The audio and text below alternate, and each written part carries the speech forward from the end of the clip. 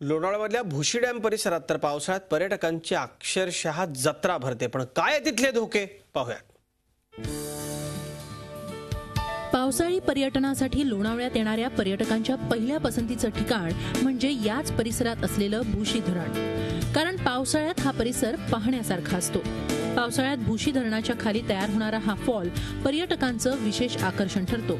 मात्र पावसाळी पर्यटनासाठी आलेल्या काही पर्यटकांना इथं आपला जीवही गमवावा लागलाय।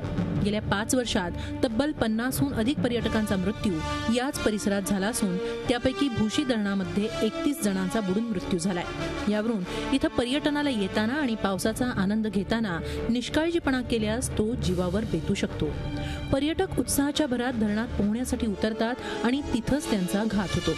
अनेकांना थोडंफार पोहता येत असतं, त्यांना धरणाच्या पाण्याचा अंदाज येत नाही आणि त्यातूनच बुडण्याचे प्रकार घडतात। लोणावळा खंडाळा हा परिसर पावसाळ्यात हिरवाईनं बहरून निघतो। डोंगर परिसर असल्यामुळे ठिकठिकाणी धबधबे तयार होतात। त्याचाच आनंद घेण्यासाठी मुंबई पुण्याप्रमाणेच राज्यभरातून पर्यटक इथं येतात। विकेंडला तर इथं पर्यटकांची मोठी गर्दी पाहायला मिळते। मात्र निसर्गाचा आनंद घेण्याऐवजी मद्यपान करून धबधब्याखाली जाणं तसंच भुशी धरणाच्या परिसरात मौज मस्ती करणाऱ्यांची संख्या दिवसेंदिवस वाढत असून त्यामुळे अपघाताच्या घटनांमध्ये वाढ होते।